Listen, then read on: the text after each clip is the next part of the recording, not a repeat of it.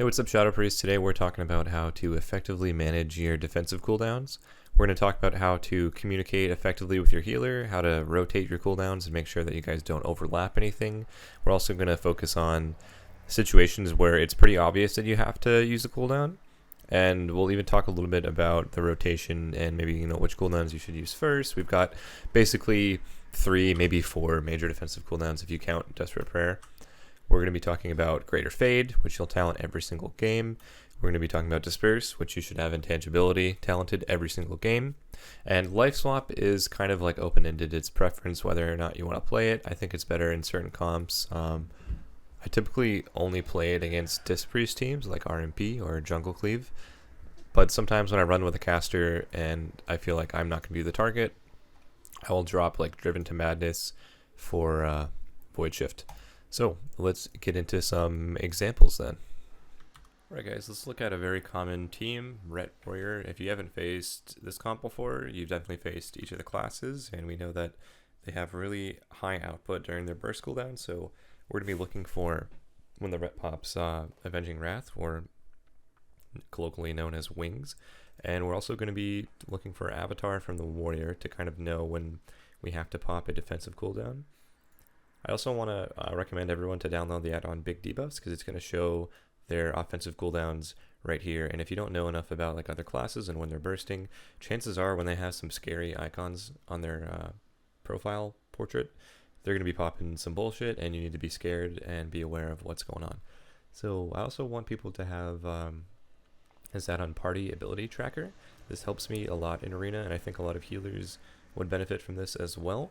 And it's just going to show you what cooldowns your teammates have. So if you're in a scenario where you don't know like who has to use what cooldown, your healer can look at his add-on and say like, oh, you have Disperse and I still have Trinket. I'm going to let you Disperse before I Trinket because Disperse is a shorter cooldown, and there's a good chance that it could rotate back up when you actually need to use it. Whereas if the Shaman trinkets and like Spirit Links me while I still have Disperse, well then he has nothing for himself for 2 to 3 minutes, and I still have all my cooldowns, but they might just exploit whoever has the least amount of cooldowns. So we always want to rotate cooldowns effectively. I think Fade is a great cooldown because it's only 45 seconds. So in a lot of scenarios, I think it's better to Fade first if you can do it at high HP and kind of readjust your positioning. But sometimes you're going to be stunned and you'll have to commit Trinket and Fade. And in that case, maybe it'd be better to Disperse because Disperse is a shorter cooldown. But in any case, let's continue with this video and see when we have to use cooldowns and maybe when we waste cooldowns. In particular, I know there's at the start of this game I really waste my Fade and I feel really bad about it, and it ends up kind of costing us a little bit. So I'm pushing closer to the Priests because they're kind of splitting right now, and I feel like I can play a little bit aggressively. But since neither of them have used their offensive cooldowns, meaning they haven't used Wings or Avatar, it's kind of bad what I do here. I see that I'm close enough to the Priest, so I just Fade and I fear him, and again, this is bad because they haven't committed any damage, and now I'm down a defensive cooldown. When they do their burst, it's going to be really scary. Now we do get a setup here and we get a couple of cooldowns, but in the long run, I think I would take that Fade back 100 times. I probably would have gotten that fear anyways if I was a little bit more patient. I silenced the Rhett so he can't dispel the fear, and the Priest is undead so he just wills. So not like a huge play that we made there. I guess we get paints up, whatever. But now that I don't have Fade, I'm communicating this to my healer, and I see that they're targeting me. They know that I just Faded aggressively. I'm going to do my best to literally get the fuck out of here. Like, I don't want to be anywhere near these guys. I see that I have enough space to kind of reapply my dots, but once I get my dots off, my mission is to just get away from them so that they can't, kill me in 1 second. While they're cap stunned and rooted, I'm able to get a fair amount of distance. You can see that they still have to connect all the way back to me, so if this Warrior or Priest want to go CC my healer, they still have to get back to me. I should be able to LOS any damage from the Priest as well, so I don't really have to worry about like mind games or getting attacked by him at all. The way I'm positioned is actually not too good, but not too bad, because my healer can't actually heal me here. Look where he is. He's kind of over by the Warrior, so I get hodged. I can't get dispelled because of the line of sight. Unfortunate. I see that the Rhett is definitely happy that I'm back here behind the pillar. He's going to get Dark Arc from the Priest, and he's also going to pop his Wings with PI, and as soon as he does that, I know that like a huge Divine Toll is going to come, and that can just be your whole health bar. So what I'm going to do is just Disperse safely behind the pillar. My Shaman's stunned. he can't dispel me. My fade isn't up. Trinketing would not do anything for me, so feels pretty good to disperse here, seeing that they've used both Avatar and Avenging Wrath. Now for 20 seconds, which means, or actually for like 15 seconds, when my disperse is over, I need to do whatever I can to not take damage. So I'm going to continue my strategy of getting away from them.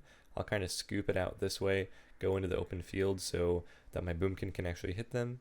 It's really bad that I dragged them behind the pillar and now my boomkin can't do any damage, so I need to readjust my positioning, get out of this hairy situation that I put myself in, and hopefully set up some damage just by getting distance. Like, me sitting here and trying to fake cast with Avatar and wings up is a horrible idea. I'm just going to tank damage. So Spooky Man is going to do his classic spooky jump, my goblin racial, and I'm going to run as far away as I can.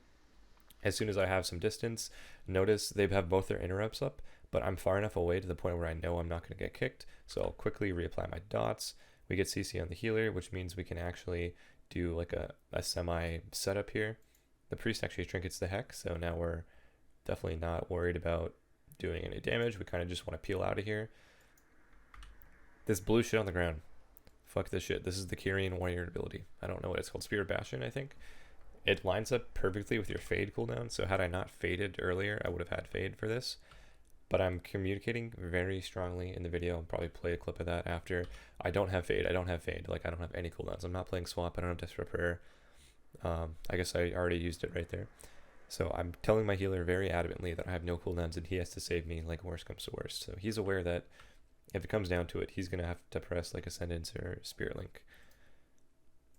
So I'm just going to be tanking tons of damage. He stops the mind games, which is sick. Wings is over. Avatar is almost over. All I got to do is get the hell out of here again. Again, not worth it to sit here and fake cast.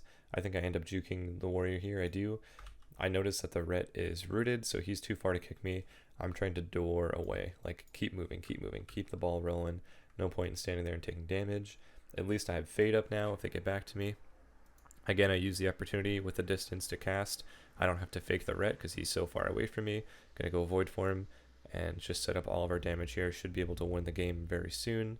Mass Dispel my shaman from the Hodge. I was also screaming ahead of time that I could Mass Dispel him, so he knows not to trinket. I think the shaman also knows not to trinket because their Avatar and wings are over. They don't really have real damage, I guess. We get the stun on the Rhett while the healer's cycloned, and it's enough to just burst him down here. So it was kind of hairy in the beginning of that game with the way I used my fade, but I think everything after that was a pretty good example of the way we rotated cooldowns. We communicate to our healer when we don't have cooldowns, and as soon as I had fade up over there, when that bullshit was happening, I told my healer that I have fade so that if he feels that I need to use it, or if I gather like my own intuition that I need to use it, generally what I'm looking for is my healer CC'd and am I low HP. Sometimes if your healer isn't CC'd and you hit like this 20-30% margin, you need to fade because a warrior will execute you for all of your HP, and Repalis also have Hammer of Wrath, so they will do the same thing. Getting below execute range against execute classes is really hard for your healer. It's going to be impossible for them to top you, so if you can avoid that at all costs, that would be beneficial. Let's play a couple seconds of that game with voice and see how we were able to communicate there as well. I think that would be helpful. I just fade aggro, okay? Wait, the priest has infinite health. I'm cloning the priest. Yeah, I'm lining. Hodge me behind pillar. Oh god, it's actually behind it. Maybe a D. Oh, you might have to not die here. Yeah. That's Avatar and wings. Let's just keep kiting, okay? Just run. Cloning warrior, Hexing healer. Oh, hex healer. You can't even. Casting on Rhett then. He night fade on me. What the fuck is that shit? I'm fear. I have nothing to live. Nothing to live. Cloning Rhett. Mind games to me. Mind game. I shoot. Rett's clone. I can fade now. Big killing you. Take pummel. Recalling Rhett here. Kiting like a fucking. I'm gonna put it on warrior now. Casting on Rhett. Yeah, me too. Big damn on Rhett. Anything priest? I can stun Rhett. Maybe trying to call in priest. Zoning him. I'm getting you for priest. Priest full clone. Okay. Rhythm myself here. Big damn. Yes. Alright, what I love about that last example, other than the mistake that I made fading offensively, was just the communication that we had going. I was very vocal and telling my healer when I didn't have cooldowns, and as soon as my cooldowns were back up, I let my healer know, so we kind of know what we need to use in advance. And I think that's a really good rule of thumb, is to always have a plan for like the next time we're in danger, and this is especially applicable against teams like RMP or most mage teams in general where they have to win with setup. So anytime that our healer gets CC'd, we know that they're going to do damage to me. They're going to use their burst. Let's just take a look at what's going on. He's already on sheep DR, but he's Dragon's Breath, and he might get half sheeped. There could be a pre-stun. There could be a silence. Like, this team is going to have a lot more CC coming, although it's not combustion. If just judging by the HP that I'm at and the amount of CC that my healer is going to take, it's going to be my disperse here 100%. Now, I kind of make a mistake, and I use Vampiric Embrace when I'm doing absolutely no damage. I usually try to use it with like Void Form and, you know, Shadow Fiend. My Shadow Fiend's expiring right now. I'm doing no damage, and I'm going to be forced to disperse here. So really poor use of Vampiric Embrace, and I would even consider that a defensive cooldown, especially if they're on your partners and not you. You can definitely keep your teammates up with some good old damage that converts to healing. So major misplay here. I see that more CC's coming in my pally. Again, he gets stunned into ring, so he can't heal me for 4 seconds, and I just make the move to disperse here. Even though it's not combustion, I think it was kind of necessary, and I'm doing my best to let him know that I don't have those cooldowns. The only thing I really have going for me right now is Trinket and Swap, and I don't think that should be used next. I think I would rather have the Paladin like sack me on a combustion or something than for me to Trinket and Swap. So we're going to use Swap last resort. Oh shit, I'm getting capped on. Oh, nice. Okay, we're coming back. We're coming back. I've been defending stables very well up until this point. Anyways, so yeah, we want to use Swap as a last resort for the most part. Like we'll probably have to use Swap when my Paladin has no bubble. I think that's gonna be a good rule of thumb, and he's gonna want to keep bubble for himself because this team can very easily swap and kill him. Now, this is a huge problem with the positioning right now. We're all stacked on this pillar. That doesn't really give the Pally any LOS because this mage is sitting here free sheeping him. So what we really should be doing is going over to this pillar where that guy's playing at because we can't CC him and we're getting spam CC'd. So I'm kicked on Holy, which means that they have no interrupts for me now. After that's over, I'll MD, fade the mind games, and MD the healer, and we will live to see another go.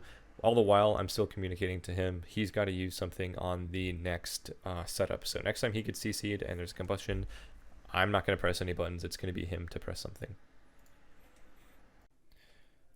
Right, sometimes Arena is so fast-paced, you don't really have time to sit there and say, hey, during their next CC chain, when the mage activates combustion, you are going to have to Hand of Sacrifice me. You literally will die 10 times before you're able to say that. So what we're going to be saying is it's me or it's you, and if I say it's me, that means I use a cooldown, and if the healer says it's you, that means you use a cooldown. If you say it's you, he uses a cooldown. You always want to know what's going on and who has what.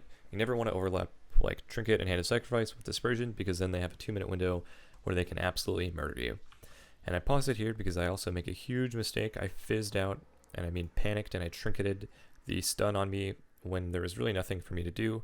I didn't have fade, so trinket fade wasn't available. I just literally trinketed because I was scared, and that doesn't do anything, so I'm not really happy with that decision. It's really bad because now I don't have trinket for life swap. If they ever go through sack and disperse, then the only cooldown I guess we'd have is bubble or swap, and not having trinket for life swap when you're playing life swap is really bad. So if you're playing swap, make sure to save your trinket for that. You never want to lose a game not being able to get it off. So I will learn from my mistakes and not do that in the future. Complete waste of a trinket. We're able to get the Hand of Sacrifice up, and I've already communicated to my Paladin that, hey, guess what, next time I have Disperse. It's up in 20 seconds. There's no way this mage gets Combust back before my Dispersion. The next thing we're going to look to do here, I believe the mage gets a sheep on my healer and tries to meteor me. We can life grip the healer into the meteor. Not only will the explode split to him, but there's also a dot on the ground, so if he gets it off before, you can grip him into the dot, and it'll break any CC that breaks on damage. So blind is another good example against rogue mage. Always look to grip your healer into meteor for that purpose. And now that I know that I have Disperse, and my pally still has Trinket, feeling pretty confident we can just push in and win this game. One last tidbit of advice I will say for using your defensive cooldowns: if you don't have cooldowns, make it hard for the enemy team to kill you. That means don't position where I'm at. I know that I can be out here because I have cooldowns, I have Disperse, worst case scenario, but if I didn't, I would be all the way at the pillar, running in circles, trying not to get dotted, and trying to stop CC in my Paladin. But because we have defensives and I know they have none, it's better for us to push in and try to win. Alright guys, can't go past 15 minutes in the video. This is going to be it for now. Thank you so much for watching. I hope anything was helpful here. Definitely give feedback in the comments and join the Discord, follow the stream. Look forward to more videos in the future. Thanks for watching.